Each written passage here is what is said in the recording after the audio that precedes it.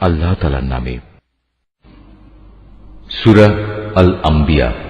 রহমান রহিম আল্লাহ তাআলার নামে।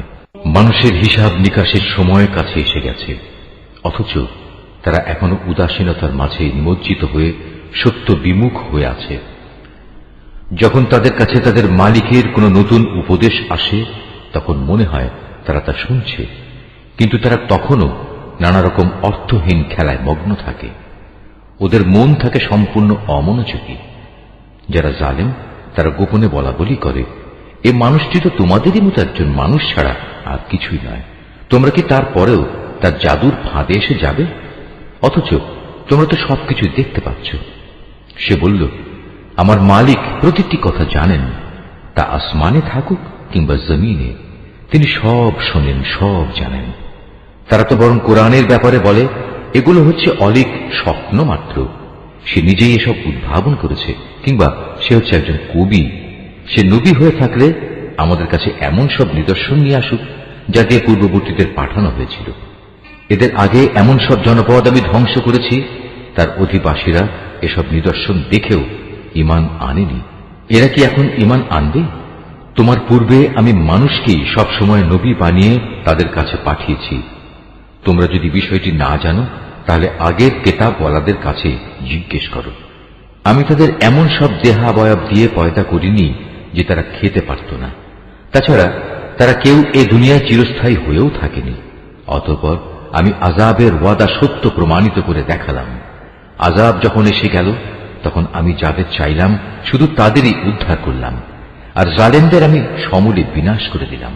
হে মানুষ, আমি তোমাদের কাছে এমন একটি কিতাব নাজিল করেছি যাতে একে একে তোমাদের সবার আলোচনা রয়েছে। তোমরা কি কিছুই বুঝতে পারো না? আমি এর আগে কত জনপদকে ধ্বংস করে দিয়েছি, যা ছিল আসলেই জালেম। তাদের পরে তাদের জায়গায় আমি অন্য জাতির উত্থান ঘটিয়েছি। এরা যখন আমার আযাব একান্ত সামনে দেখতে পেল, তখন সেখান থেকে পালাতে শুরু করল। আমি বললাম, তোমরা আজ পালিও না, বরং ফিরে যাও তোমাদের সম্পদের কাছে ও তোমাদের বাড়ি ঘরের দিকে।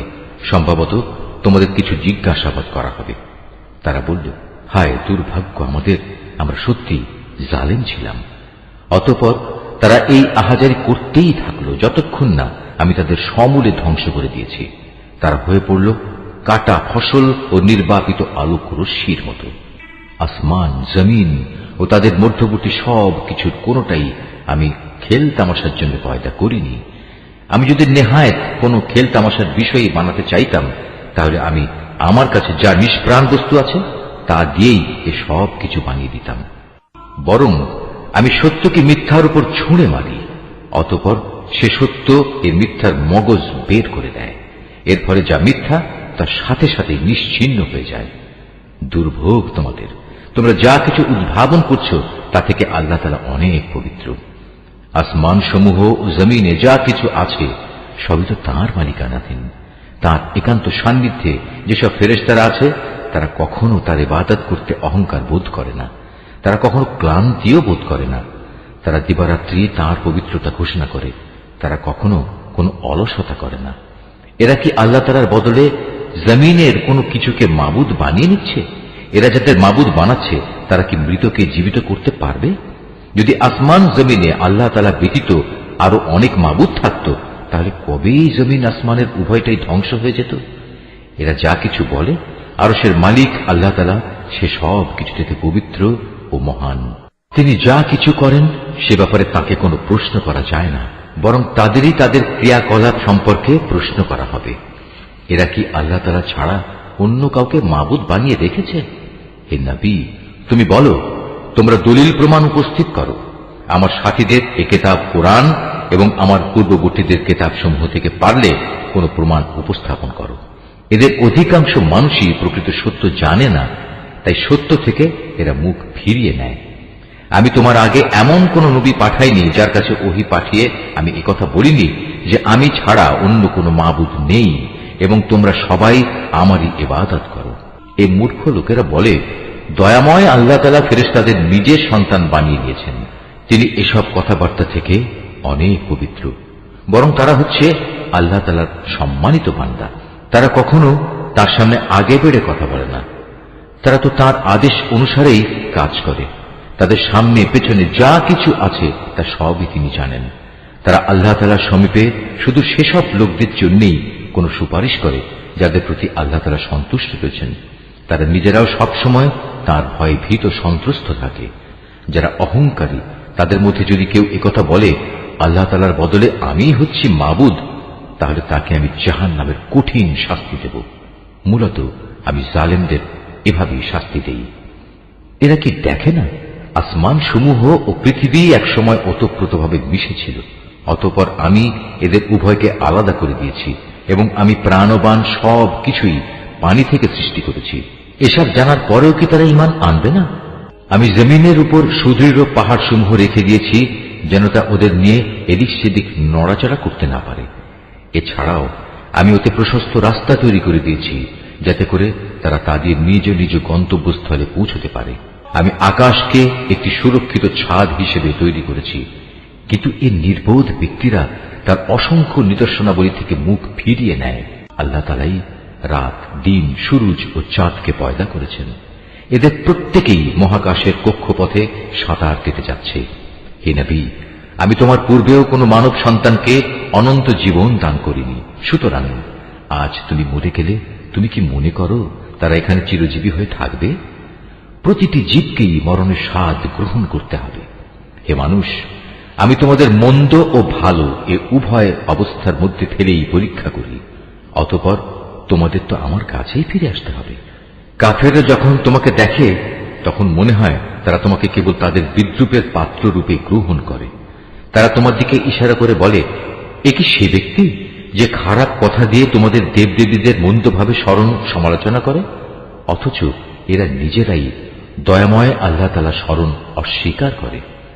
আসলে মানুষকে সৃষ্টি করা হয়েছে তাড়াহুড়ো করার প্রকৃতি দিয়ে, কিন্তু আমি অচিরেই তোমাদের আমার কুদরতের নিদর্শনগুলো দেখিয়ে দেব। সুতরাং তোমরা আমার কাছে তাড়াহুড়ো কামনা করো না। তারা বলে, যদি তোমরা সত্যবাদী হও তাহলে বলো কিয়ামতের এই ওয়াদা কবে পূর্ণ হবে? কত ভালো হতো যদি এই কাফেররা সে ঘণ্টির কথা জানত, যখন তারা তাদের সামনে ও তাদের পেছন থেকে আসা আগুন কিছুতেই প্রতিরোধ করতে পারবে না। সে সময় তাদের কোন রকম সাহায্যও করা হবে না। মূলত কিয়ামত তাদের উপর আসবে হঠাৎ করে, এসেই তা তাদের হতবুদ্ধি করে দেবে। তখন তাকে তারা কোনো অবস্থায় প্রতিরোধ করতে পারবে না, আর না তাদের এজন্য কোনো অবকাশ দেয়া হবে। হে নবী, তোমার আগেও অনেক রসুলকে এভাবে ঠাট্টা বিদ্রূপ করা হয়েছিল।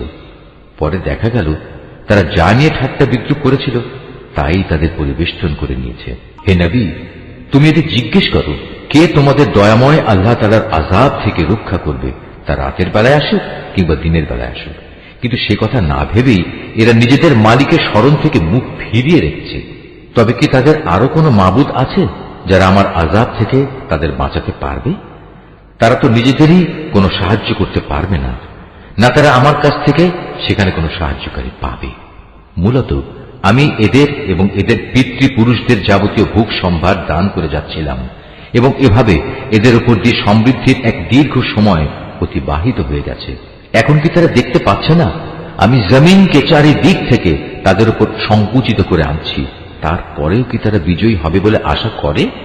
হে নবী, তুমি বলো, আমি তো শুধু ওহী দিয়ে তোমাদের জাহান্নামের ভয় দেখাই, কিন্তু এরা হচ্ছে বধির, তাই এদের সতর্ক করা হলেও এরা সে সতর্কবাণী শুনতে পায় না।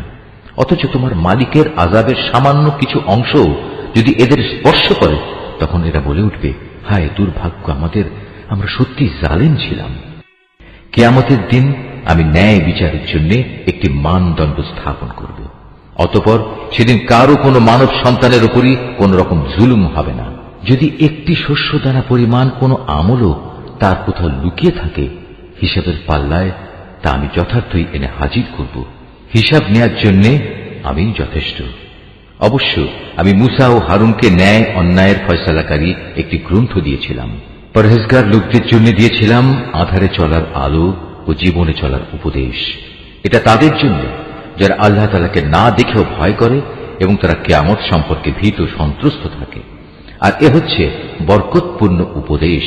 এ কোরআন আমি নাজিল করেছি, তোমরা কি এর অস্বীকারী হতে চাও? আমি আগে ইব্রাহিমকে ভালো মন্দ বিচারের জ্ঞান দান করেছিলাম, এবং আমি সে সম্পর্কে সম্যক অবগত ছিলাম। যখন সে তার পিতা ও তার জাতির লোকদের বলল, এই নিষ্প্রাণ মূর্তিগুলো আসলে কি, যার ইবাদতের জন্য তোমরা শক্ত হয়ে বসে আছো? তারা বলল, আমরা আমাদের পিতৃপুরুষদের এগুলোর ইবাদত করতে দেখেছি, এর চাইতে বেশি কিছু আমরা জানি না। সে বলল, এগুলোর পূজা করে তোমরা নিজেরা যেমন আজ সুস্পষ্ট গুমরাহিতে নিমজ্জিত হচ্ছ, তেমনি তোমাদের পূর্বপুরুষরাও গুমরাহিতে নিমজ্জিত ছিল। তারা বলল, তুমি কি আসলেই আমাদের কাছে কোনো সত্য নিয়ে এসেছ, না অযথাই আমাদের সাথে তামাশা করছ? সে বলল, না, এটা কোনো তামাশা বিষয় নয়, বরং তোমাদের মালিক যিনি, তিনিই আসমান সমূহ ও জমিনের মালিক, তিনিই এগুলো সৃষ্টি করেছেন, আর আমি নিজেই হচ্ছি এ ব্যাপারে সাক্ষীদের একজন। আল্লাহ তাআলার শপথ, তোমরা এখান থেকে সরে গেলে আমি তোমাদের মূর্তিগুলোর ব্যাপারে একটা কৌশল অবলম্বন করব। অতঃপর তারা চলে গেলে ওদের বড়টি ছাড়া অন্য মূর্তিগুলোকে সে চূর্ণ বিচূর্ণ করে দিল, যাতে করে তারা তার ঘটনা জানার জন্য এ বড়টার দিকে ধাবিত হতে পারে। যখন তারা ফিরে এসে মূর্তিদের এ দুরবস্থা দেখল, তখন তারা বলল, আমাদের দেবতাদের সাথে এ আচরণ করল কে? যেই করেছে নিঃসন্দেহে সে জালেমদেরই একজন। লোকেরা বলল, আমরা শুনেছি এক যুবক ওদের সমালোচনা করছিল। হ্যাঁ, সে যুবককে বলা হয় ইব্রাহিম। তারা বলল, যাও, তাকে সব মানুষের চোখের সামনে এনে হাজির করো, যাতে করে তারা তার বিরুদ্ধে সাক্ষ্য দিতে পারে। ইব্রাহিমকে আনার পর তারা তাকে জিজ্ঞেস করল, হে ইব্রাহিম, তুমি কি আমাদের মূর্তিগুলোর সাথে এই আচরণ করেছ? সে বলল, বরং ওদের বড়টাই সম্ভবত এসব কিছু ঘটিয়েছে, তোমরা মূর্তিগুলোকে জিজ্ঞেস করো না। তারা যদি কথা বলতে পারে তাহলে তারাই বলবে কে তাদের সাথে এই আচরণ করেছে। ইব্রাহিমের এই অভিনব যুক্তি শুনে তারা নিজেরা চিন্তা করে নিজেদের দিকে ফিরে এলো এবং একে অপরকে বলতে লাগলো, জালেম তো সে নয় যে ওটা ভেঙেছে, জালেম তো হচ্ছে তোমরা যারা এর পূজা করো। অতঃপর লজ্জায় ওদের মাথা অবনত হয়ে গেল। ওরা বলল, হে ইব্রাহিম, তুমি তো ভালো করে জানো এরা কথা বলতে পারে না। সে বলল, তাহলে তোমরা কেন আল্লাহ তাআলাকে বাদ দিয়ে এমন কিছুর পূজা করো যারা তোমাদের কোনো উপকারও করতে পারে না, তোমাদের কোনো অপকারও করতে পারে না? ঠিক তোমাদের জন্য, এবং আল্লাহ তাআলাকে বাদ দিয়ে তোমরা যাদের পূজা করো তাদের জন্য। তোমরা কি এদের এই অক্ষমতাটুকু বুঝতে পারছো না? এ সময় রাজার লোকেরা বলল, একে আগুনে পুড়িয়ে দাও। যদি তোমরা কিছু করতেই চাও তাহলে আগে গিয়ে তোমাদের মূর্তিগুলোর প্রতিশোধ গ্রহণ করো। অপরদিকে আমি আগুনকে বললাম, হে আগুন, তুমি ইব্রাহিমের জন্য শীতল ও শান্ত হয়ে যাও। ওরা তার বিরুদ্ধে একটা ফন্দি আঁকতে চাইল, আর আমি তাদের উল্টো ক্ষতিগ্রস্ত ও ব্যর্থ করে দিলাম। অতঃপর আমি তাকে এবং আমার নবী লূতকে উদ্ধার করে এমন এক দেশে নিয়ে গেলাম যেখানে আমি দুনিয়াবাসীর জন্য অনেক কল্যাণ রেখেছি। অতঃপর আমি ইব্রাহিমকে তার ছেলে হিসাবে ইসহাক দান করলাম, তারপর আরো দান করলাম পুত্র হিসেবে ইয়াকুব। এদের সবাইকেই আমি ভালো মানুষ বানিয়েছিলাম। আমি তাদের দুনিয়ার মানুষদের নেতা বানিয়েছিলাম। তারা আমার নির্দেশ অনুসারে মানুষকে সুপথ দেখাতো, নেক কাজ করা, নামাজ প্রতিষ্ঠা করা ও যাকাত দেওয়ার জন্য আমি তাদের কাছে ওহী পাঠিয়েছি। তারা সর্বত্রই আমার আনুগত্য করত। ইব্রাহিমের মতো আমি লূতকেও প্রজ্ঞা দান করেছিলাম।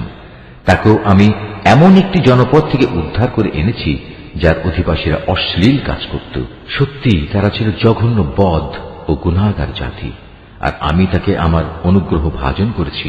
উপরন্তু সে ছিল একজন সৎ কর্মশীল নবী। হে নবী, তুমি নূহের কাহিনীও তাদের শোনাও। নূহ যখন আমাকে ডেকেছিল ইব্রাহিমেরও আগে, তখন আমি তার ডাকে সাড়া দিয়েছিলাম এবং তাকে ও তার পরিবার পরিজনদের আমি এক মহাসংকট থেকে উদ্ধার করেছিলাম। আমি তাকে এমন এক জাতির মোকাবেলায় সাহায্য করেছিলাম যারা আমার আয়াতসমূহ অস্বীকার করেছিল। আসলেই তারা ছিল বড় খারাপ জাতের লোক। অতঃপর আমি তাদের সবাইকে মহাপ্লাবনে ডুবিয়ে দিয়েছি। দাউদ ও সুলাইমানের ঘটনাও তাদের শোনাও। যখন তারা একটি ক্ষেতের ফসলের মোকদ্দমায় রায় প্রদান করছিল, মোকদ্দমাটা ছিল এমন, রাতের বেলায় মানুষদের কিছু মেষ অন্য মানুষদের খেতে ঢুকে তা তছনছ করে দিল। আমি নিজেও তাদের সাথে বিচার পর্ব পর্যবেক্ষণ করছিলাম। অতঃপর আমি সঠিক রায় যা তা সুলাইমানকে বুঝিয়ে দিয়েছিলাম। অবশ্য আমি তাদের উভয়কে প্রজ্ঞা ও জ্ঞান দান করেছিলাম। আমি পাহাড়, পর্বত এবং পাক পাখালিকেও দাউদের অনুগত করে দিয়েছিলাম, যেন তারাও তার সাথে আল্লাহ তাআলার পবিত্রতা ও মহিমা ঘোষণা করতে পারে। আর আমি এসব কিছু ঘটাচ্ছিলাম। আর আমি তাকে তোমাদের যুদ্ধে ব্যবহারের জন্য বর্ম বানানোর শিক্ষা দিয়েছি, যাতে তোমরা তোমাদের যুদ্ধের সময় পরস্পরের আক্রমণ থেকে নিজেদের বাঁচাতে পারো। তারপরেও কি তোমরা আমার শুকরগুজার হবে না? আমি প্রবল হাওয়াকে সুলাইমানের জন্য বশীভূত করে দিয়েছিলাম। তা তার আদেশে সে দেশের দিকে ধাবিত হতো যেখানে আমি প্রভূত কল্যাণ রেখে দিয়েছি। মূলত আমি প্রতিটি বিষয়ের ব্যাপারে সম্যক অবগত আছি। শয়তানদের মাঝে তার কিছু জিন অনুসারী তার জন্য সমুদ্রের ডুবুরির কাজ করত। তার জন্য এছাড়াও এরা বহু কাজ আঞ্জাম দিত। তাদের রক্ষক তো আমিই ছিলাম। স্মরণ করো, যখন আইয়ুব তার মালিককে ডেকে বলেছিল, হে আল্লাহ, আমাকে এক কঠিন অসুখে পেয়ে বসেছে, আমায় তুমি নিরাময় করো, কেননা তুমি হচ্ছ দয়ালুদের সর্বশ্রেষ্ঠ দয়ালু। অতঃপর আমি তার ডাকে সাড়া দিলাম। তার যে কষ্ট ছিল তা আমি দূর করে দিলাম। তাকে যে শুধু তার পরিবার পরিজনই ফিরিয়ে দিলাম তা নয়, বরং তাদের সবাইকে আমার কাছ থেকে বিশেষ দয়া এবং আমার বান্দাদের জন্য উপদেশ হিসেবে আরো সমপরিমাণ অনুগ্রহ দান করলাম। আরো স্মরণ করো ইসমাইল, ইদ্রিস ও জুলকিফলের কথা। এরা সবাই আমার ধৈর্যশীল বান্দাদের অন্তর্ভুক্ত। আমি তাদের আমার রহমতের মধ্যে দাখিল করলাম, কেননা তারা ছিল নেককার মানুষদের দলভুক্ত। স্মরণ করো জুন্নুনের কথা। যখন সে রাগ করে নিজের লোকজনদের ছেড়ে বের হয়ে গিয়েছিল, সে মনে করেছিল আমি বুঝি তাকে ধরতে পারব না। অতঃপর আমি যখন তাকে সত্যি সত্যি ধরে ফেললাম, তখন সে মাছের পেটের অন্ধকারে বসে আমাকে এই বলে ডাকল, হে আল্লাহ তাআলা, তুমি ব্যতীত কোনো মাবুদ নেই, তুমি পবিত্র, তুমি মহান। অবশ্যই আমি সীমা লঙ্ঘনকারীদের অন্তর্ভুক্ত হয়ে পড়েছি। অতঃপর আমি তার ডাকে সাড়া দিলাম এবং তাকে তার মানসিক দুশ্চিন্তা থেকে আমি উদ্ধার করলাম। আর এভাবেই আমি আমার মোমেন বান্দাদের সব সময় উদ্ধার করি। আরো স্মরণ করো জাকারিয়ার কথা। যখন সে তার মালিককে ডেকে বলেছিল, হে আমার মালিক, তুমি আমাকে একা নিঃসন্তান করে রেখে দিও না, তুমি হচ্ছ উৎকৃষ্ট মালিকানার অধিকারী। অতঃপর আমি তার জন্য সাড়া দিয়েছিলাম, তাকে দান করেছিলাম নেক সন্তান ইয়াহিয়া, এবং তার মনের আশা পূরণের জন্য আমি তার স্ত্রীকে বন্ধাত্ব মুক্ত করে সম্পূর্ণ সুস্থ সন্তান ধারণ উপযোগী করে দিয়েছিলাম। আসলে এই লোকগুলো হামেশাই সৎ কাজে একে অন্যের সাথে প্রতিযোগিতা করত। তারা আমাকে আশা ও ভীতির সাথে ডাকত। তারা সবাই ছিল আমার অনুগত বান্দা। স্মরণ করো সেই পুণ্যবতী নারীকে যে নিজ সতীত্ব রক্ষা করেছিল। অতঃপর তার মধ্যে আমি আমার পক্ষ থেকে এক বিশেষ সম্মানী আত্মা ফুঁকে দিলাম। এভাবে আমি তাকে এবং তার পুত্রকে দুনিয়াবাসীর জন্য এক নিদর্শন বানিয়ে দিয়েছিলাম। যাদের কথা আমি বললাম, এ হচ্ছে তোমাদেরই স্বজাতি। এরা সবাই একই জাতি, আর আমি তোমাদের সবার মালিক। অতএব তোমরা আমারই গোলামি করো। কিন্তু পরবর্তী সময় তারা নিজেদের মধ্যে মতবিরোধ করে নিজেদের দ্বীনের বিষয় টুকরো টুকরো করে ফেলল। অথচ এদের সবার জানা উচিত, এরা আজ যত মতবিরোধী করুক না কেন, সর্বশেষে সবাইকে এক হয়ে আমার কাছেই ফিরে আসতে হবে। কোন ব্যক্তি যদি মোমেন অবস্থায় কোনো নেক কাজ করে, তাহলে তার সৎ পথে চলার এই প্রচেষ্টা কিছুতেই অস্বীকার করা হয় না, কেননা আমি তার জন্য তার প্রতিটি কাজই লিখে রাখি। এটা কখনো সম্ভব নয় যে যে জাতিকে আমি একবার ধ্বংস করে দিয়েছি তারা আবার তাদের ধ্বংস পূর্ব অবস্থায় ফিরে আসবে, যে পর্যন্ত না কিয়ামতের নিদর্শন ইয়াজুজ ও মাজুজকে ছেড়ে দেয়া হবে এবং ওরা প্রতিটি উচ্চভূমি থেকে পতঙ্গের মতো নিচের দিকে বেরিয়ে আসতে থাকবে। এবং কিয়ামতের ব্যাপারে আমার অমোঘ প্রতিশ্রুতি আসন্ন হয়ে আসবে। তা আসতে দেখে যারা এতদিন একে অস্বীকার করেছিল তাদের চক্ষু স্থির হয়ে যাবে। তারা বলবে, হায়, কতই না দুর্ভোগ আমাদের, আমরা এই দিনটি সম্পর্কেই উদাসীন ছিলাম, বরং আমরা সত্যিই ছিলাম বড় জালেম। তখন তাদের বলা হবে, তোমরা এবং তোমাদের সে সব কিছু যাদের তোমরা আল্লাহর বদলে মাবুদ বানাতে, সবাই জাহান্নামের ইন্ধন হবে। আজ তোমাদের সবাইকে সেখানে পৌঁছতে হবে। তারা যদি সত্যিই মাবুদ হতো যাদের তোমরা গোলামি করতে, তাহলে আজ তারা কিছুতেই জাহান্নামে প্রবেশ করত না। উপাস্য উপাসক সবাই তাতে চিরকাল ধরে অবস্থান করবে। এদের জন্য সেখানে শুধু শাস্তির চিৎকারই অবশিষ্ট থাকবে। এই চিৎকার ছাড়া তারা সেখানে অন্য কিছুই শুনতে পাবে না। অপরদিকে যাদের জন্য আমার কাছ থেকে অনন্ত কল্যাণ নির্ধারিত হয়ে আছে, অবশ্যই তাদের জাহান্নাম ও তার আযাব থেকে অনেক দূরে রাখা হবে। তারা তাদের সুখের ঘরে বসে ভয়াবহ চিৎকারের ক্ষীণতম শব্দও শুনতে পাবে না। তাদের জন্য তো বরং সেখানে তাদের মন যা চায় তাই হাজির থাকবে, তাও থাকবে আবার চিরকাল ধরে। জাহান্নামের বড় ভীতি তাদের সেদিন মনে কোন রকম দুশ্চিন্তা সৃষ্টি করতে পারবে না। সেদিন ফেরেশতারা তাদের অভিনন্দন জানিয়ে বলবে, তোমাদের সাথে যে ওয়াদা করা হয়েছিল এ হচ্ছে তোমাদের সে ওয়াদা পূরণের দিন। এটা এমন এক দিন যেদিন আমি আসমান সমূহকে গুটিয়ে নেব, ঠিক যেভাবে কিতাব সমূহ গুটিয়ে ফেলা হয়। যেভাবে আমি একদিন এ সৃষ্টির সূচনা করেছিলাম সেভাবেই আমি আবার এর পুনরাবৃত্তি ঘটাবো। এটা এমন এক ওয়াদা যা পালন করা আমার উপর জরুরি, আর এ কাজ তো আমি করবই। আমি জবুর কেতাবেও এ উপদেশ উল্লেখের পর দুনিয়ার কর্তৃত্বের ব্যাপারে পরিষ্কার করে আমার এই কথা লিখে দিয়েছি। একমাত্র আমার যোগ্য বান্দারাই এ জমিনের নেতৃত্ব করার অধিকারী হবে। এ কথার মধ্যে আমার ইবাদত যোগার বান্দাদের জন্য সত্যি এক মহা পয়গাম নিহিত আছে।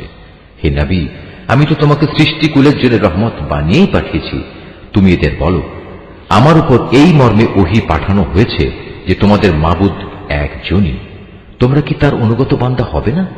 হ্যাঁ, তারা যদি তোমার কথা থেকে মুখ ফিরিয়ে নেয় তাহলে তুমি বলো, আমি তোমাদের জান্নাতের সুখবর দেওয়ার পাশাপাশি আযাবের ব্যাপারেও একই পরিমাণ সতর্ক করছি।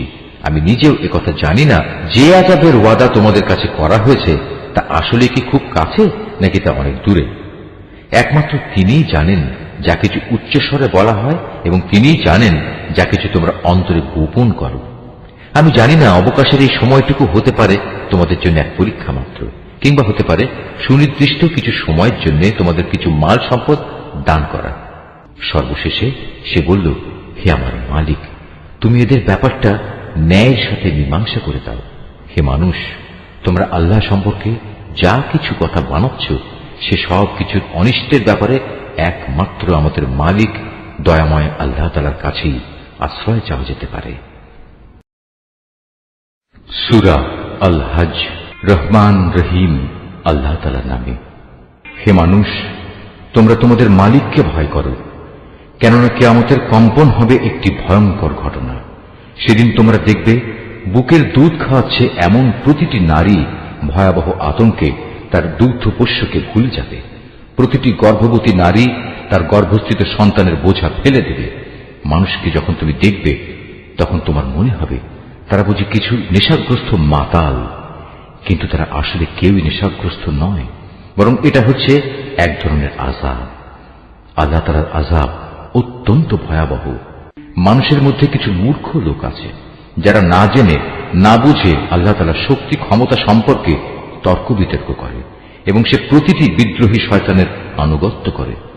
অথচ তার উপর আল্লাহ তাআলার এ ফয়সালা তো হয়েই আছে যে যে কেউ তাকে বন্ধু হিসেবে গ্রহণ করবে সে নির্ঘাত গোমরা হয়ে যাবে, আর এই গোমরাহি তাকে জাহান্নামের প্রজ্বলিত আগুনের শাস্তির দিকে নিয়ে যাবে।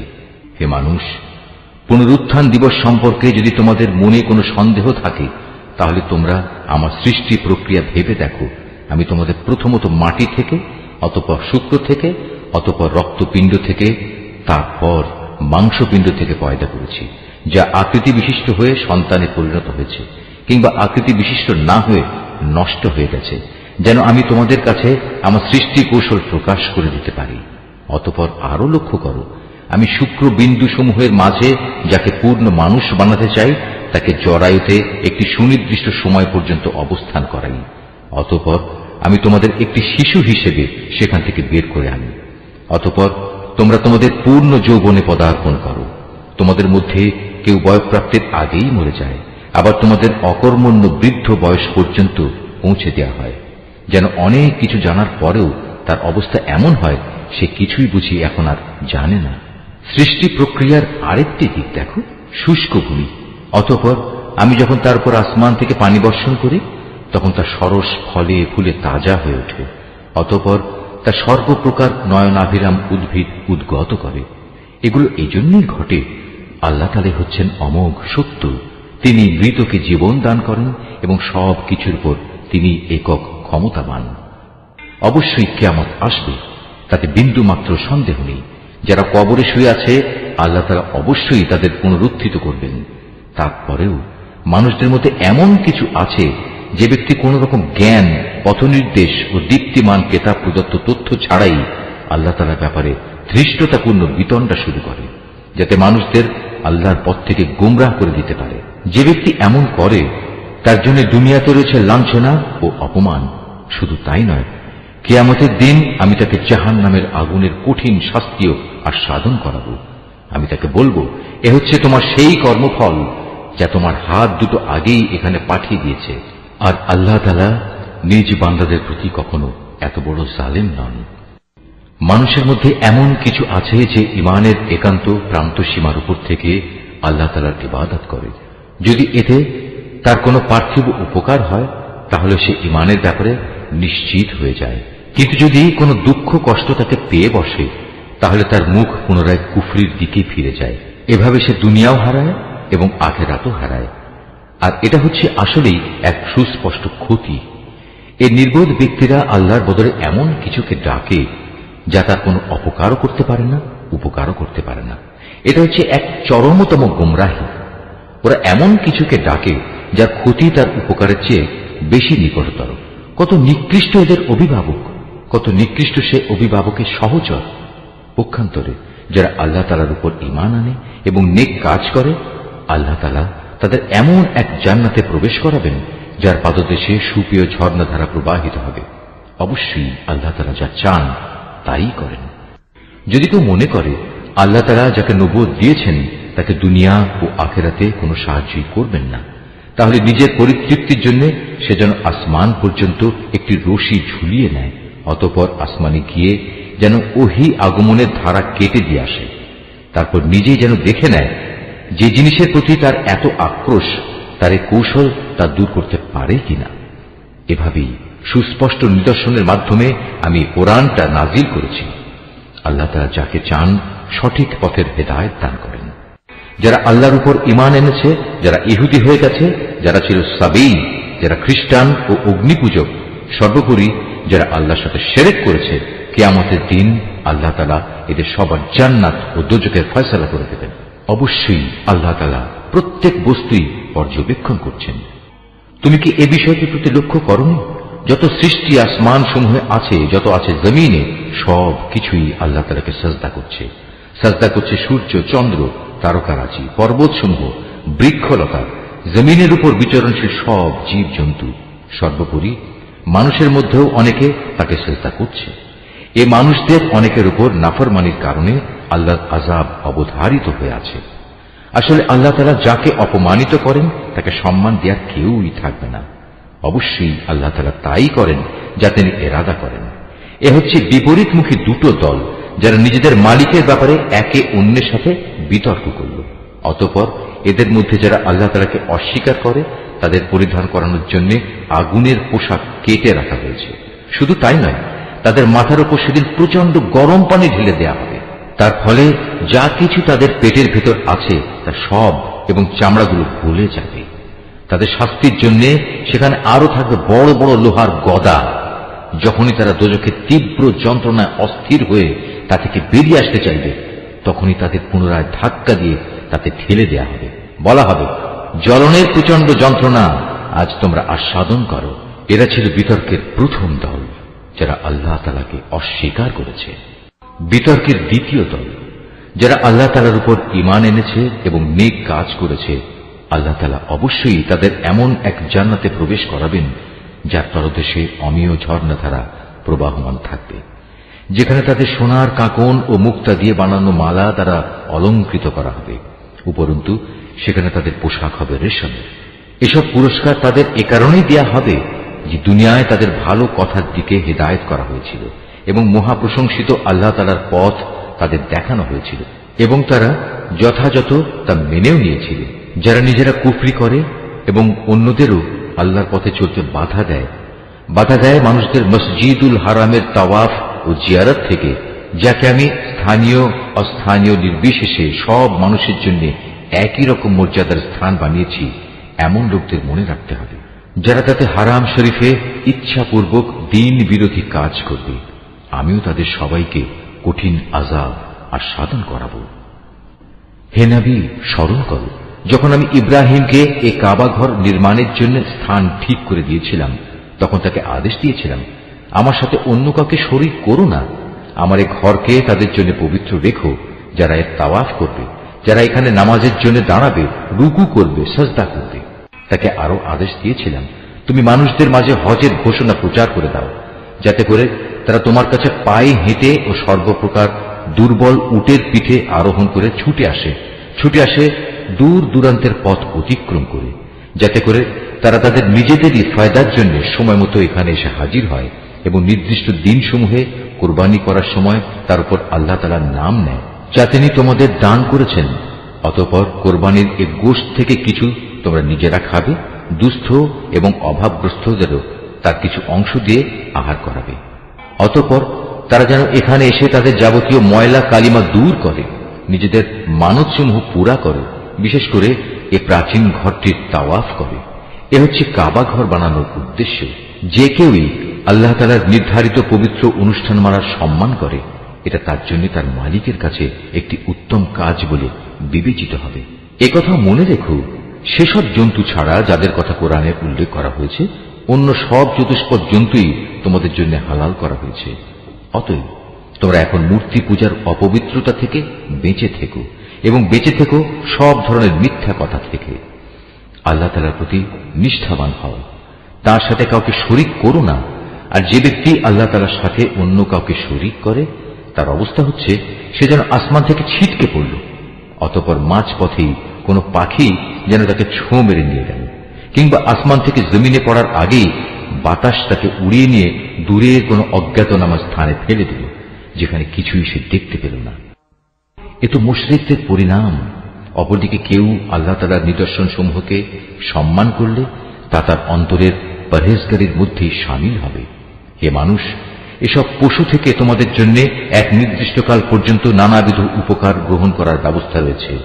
অতঃপর কোরবানির নিয়ত করলে মনে রেখো, তাদের কোরবানির স্থান হচ্ছে প্রাচীন ঘরটির সন্নিকটে।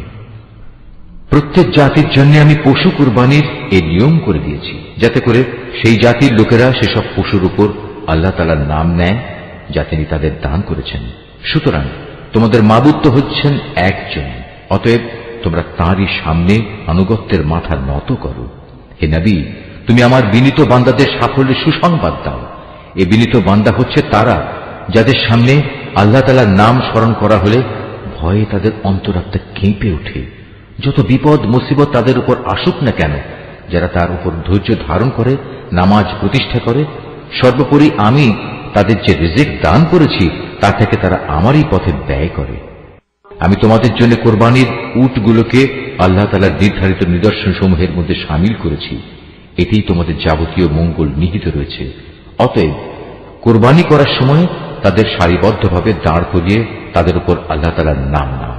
অতঃপর জবাই শেষে তা যখন একদিকে পড়ে যায়, তখন তোমরা তার গোশত থেকে নিজেরা খাও, যারা এমনি আল্লাহর রিজিকে সন্তুষ্ট আছে তাদের, এবং যারা তোমার কাছে সাহায্য প্রার্থী হয়, এদের সবাইকে খাওয়াও। এভাবেই আমি এদের তোমাদের অধীন করে দিয়েছি, যাতে তোমরা এজন্য আল্লাহ তাআলার শুকর আদায় করতে পারো। আল্লাহ তাআলার কাছে কখনো কোরবানির গোশত ও রক্ত পৌঁছায় না, হ্যাঁ, তার কাছে তোমাদের তাকওয়াটুকুই পৌঁছায়। এভাবে আল্লাহ তাআলা এদের তোমাদের অধীন করে দিয়েছেন, যাতে যে দিনের পথ তিনি তোমাদের দেখিয়ে দিয়েছেন তার সে উপকারের জন্য তোমরা তার মাহাত্ম্য বর্ণনা করতে পারো। হে নবী, নিষ্ঠার সাথে যারা নেক কাজ করে তুমি তাদের জান্নাতের সুসংবাদ দাও। যারা আল্লাহ তাআলার উপর ঈমান আনে, আল্লাহ তাআলাই তাদের জালেমদের থেকে রক্ষা করেন। এতে সন্দেহ নেই, আল্লাহ তাআলা কখনো বিশ্বাসঘাতক ও নাশকর বান্দাকে ভালোবাসেন না। যাদের বিরুদ্ধে কাফিরদের পক্ষ থেকে যুদ্ধ চালানো হচ্ছিল, তাদেরও এখন যুদ্ধ করার অনুমতি দেয়া গেল, কেননা তাদের উপর সত্যি জুলুম করা হচ্ছিল। নিঃসন্দেহে আল্লাহ তাআলা এই মজলুমদের সাহায্য করতে সম্পূর্ণ সক্ষম। এরা হচ্ছে কতিপয় মজলুম মানুষ, যাদের অন্যায়ভাবে নিজেদের ঘর বাড়ি থেকে বের করে দেয়া হয়েছে, শুধু এ কারণে যে তারা বলেছিল আমাদের মালিক হচ্ছেন আল্লাহ তাআলা। যদি আল্লাহ তাআলা মানব জাতির এক দলকে আরেক দল দিয়ে শায়েস্তা না করতেন, তাহলে দুনিয়ার বুক থেকে খ্রিস্টান সন্ন্যাসীদের উপাসনালয় ও গির্জাসমূহ বিধ্বস্ত হয়ে যেত, ধ্বংস হয়ে যেত ইহুদিদের ইবাদতের স্থান ও মুসলমানদের মসজিদ সমূহ, যেখানে বেশি বেশি পরিমাণে আল্লাহ তাআলার নাম নেওয়া হয়। আল্লাহ তাআলা অবশ্যই তাকে সাহায্য করেন যে আল্লাহ তাআলার দ্বীনে সাহায্য করে অবশ্যই আল্লাহ তাআলা শক্তিমান ও পরাক্রমশালী। আমি যদি এই মুসলমানদের আমার জমিনে রাজনৈতিক প্রতিষ্ঠা দান করি, তাহলে তারা প্রথমে নামাজ প্রতিষ্ঠা করবে, দ্বিতীয়ত যাকাত আদায়ের ব্যবস্থা করবে, আর নাগরিকদের তারা সৎ কাজের আদেশ দেবে এবং মন্দ কাজ থেকে বিরত রাখবে। তবে অবশ্য সব কাজের চূড়ান্ত পরিণতি একান্তভাবে আল্লাহ তাআলারই এখতিয়ারভুক্ত। হে নবী, এই লোকেরা যদি তোমাকে মিথ্যা সাব্যস্ত করে তাতে তোমার উদ্বেগের কিছুই নেই।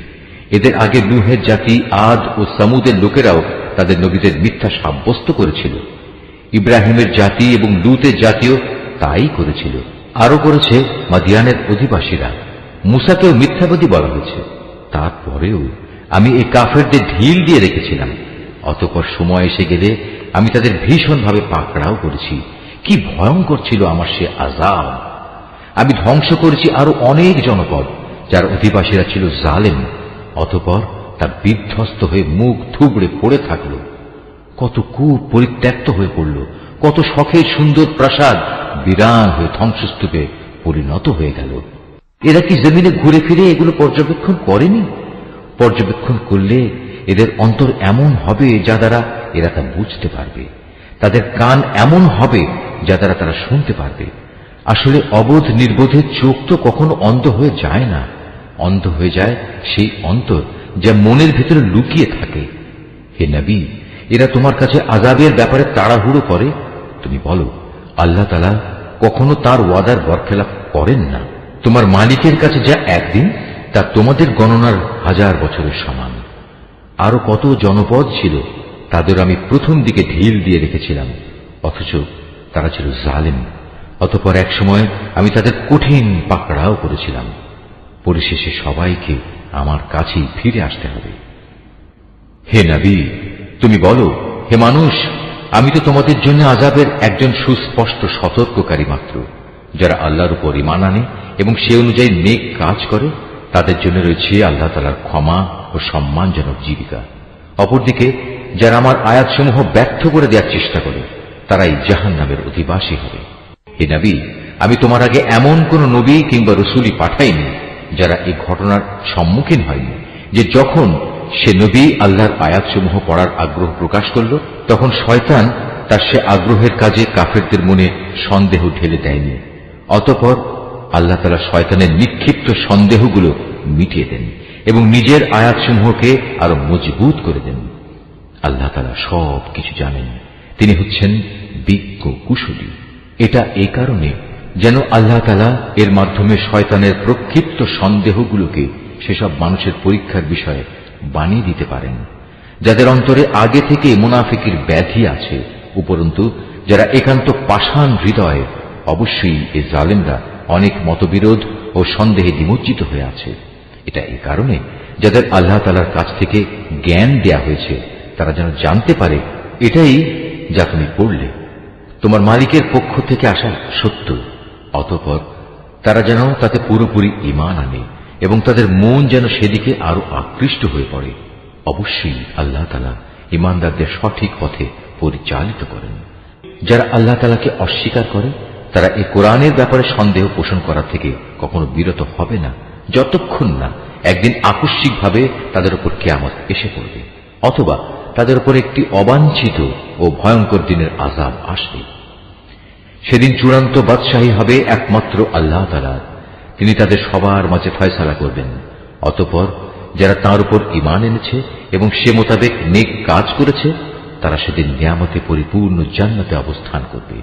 যারা আল্লাহ তাআলাকে অস্বীকার করেছে এবং আমার আয়াতসমূহকে মিথ্যা প্রতিপন্ন করেছে, তাদের জন্য অপমানজনক আযাবের ব্যবস্থা থাকবে।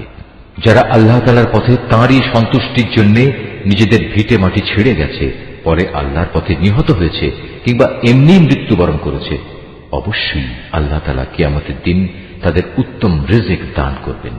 নিঃসন্দেহে আল্লাহ তাআলা হচ্ছেন সর্বোত্তম রিজিক দাতা। তিনি অবশ্যই তাদের এমন এক স্থানে প্রবেশ করাবেন যা তারা খুবই পছন্দ করবে। নিঃসন্দেহে আল্লাহ তাআলা প্রজ্ঞাময় ও একান্ত সহনশীল।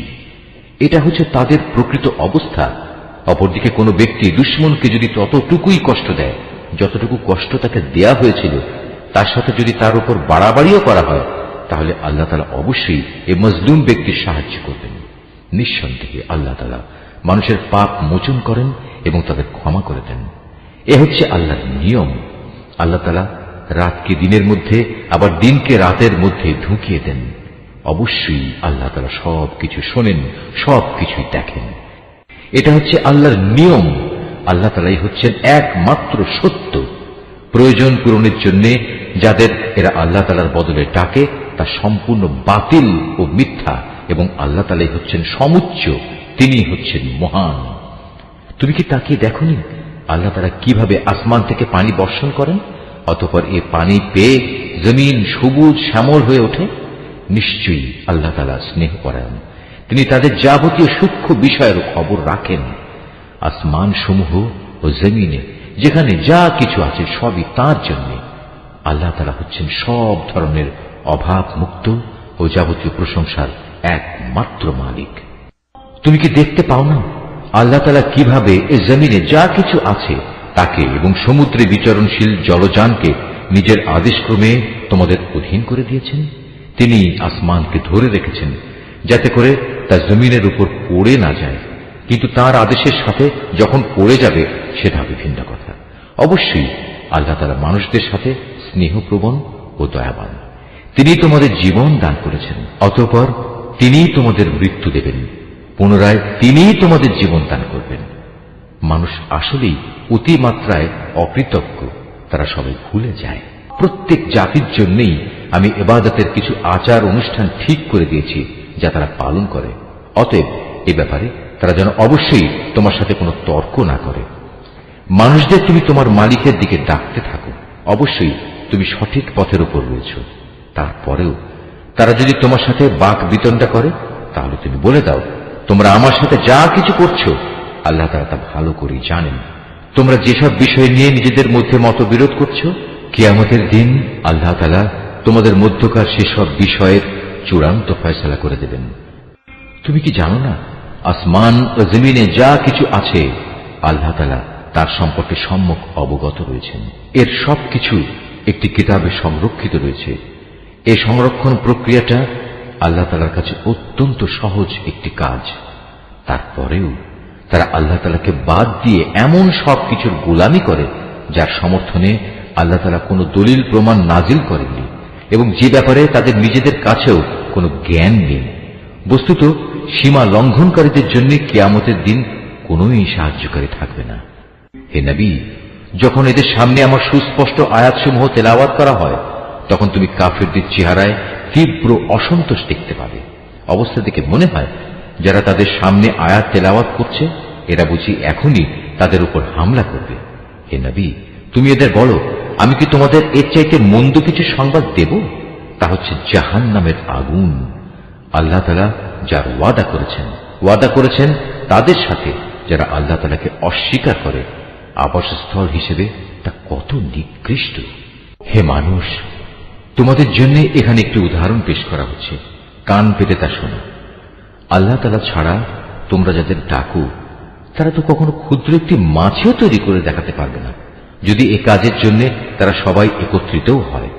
যদি সে মাছি তাদের কাছ থেকে কোনো কিছু ছিনিয়ে নিয়ে যায় তবে তারা তার কাছ থেকে তা ছাড়িয়েও নিতে পারবে না। যাদের এতটুকু ক্ষমতা নেই, কত দুর্বল তারা যারা এদের কাছে সাহায্য প্রার্থনা করে। কত দুর্বল তারা যাদের কাছে এই সাহায্য চাওয়া হচ্ছে। এ মূর্খ ব্যক্তিরা আল্লাহ তাআলাকে কোনো মূল্যায়নই করতে পারেনি, ঠিক যেভাবে তার ক্ষমতার মূল্যায়ন করা উচিত ছিল। আল্লাহ তাআলা নিশ্চয়ই পরাক্রমশালী।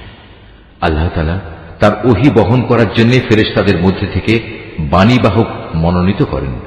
মানুষদের ভেতর থেকেও তিনি এটা করেন। অবশ্যই আল্লাহ তাআলা সবকিছু শুনেন ও সবকিছু দেখেন। তাদের সামনে যা আছে তা যেমনি তিনি জানেন, তেমনি জানেন তাদের পেছনে যা আছে তাও, কেননা একদিন তার কাছেই সব কিছুকে ফিরে যেতে হবে। এই আয়াতটি যিনি তেলাওয়াত করবেন এবং যিনি এই আয়াতটির তেলাওয়াত শুনবেন তারা যদি শাফি মাযহাবের অনুসারী হন তাহলে তাদের সবাইকে এই আয়াতের সাজদাটি আদায় করতে হবে। তাদের জন্য এটা ওয়াজিব।